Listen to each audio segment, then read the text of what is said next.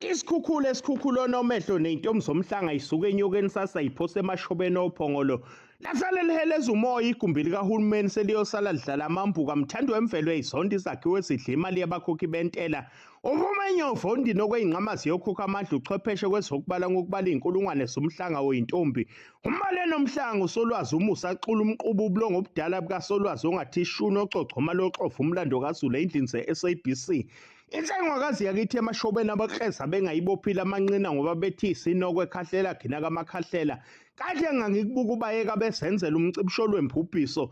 Engiwubona uhleli kabi kwankomonye kanti uzosuka ngesivinini uzobhuqabhuqa amaphekula ophongolo. Uswidi omnandi emlonyeni odliwe zintombi zasemachobeni engwavuma. Azange udela zawuhlafuna zazawuthwala zazowudlela emashobeni ophongolo isoka lemvelo elifunwa zintombi kulo lonke likaMthaniya. Uma zingamthandi beyifunana emashobeni isiqhumane esiqhume engwavuma. Bonke abafana bathi dlengelele baswele inombolo ezilishumi ukuze bamshayele benani intombi bayikhiphe emhlangeni.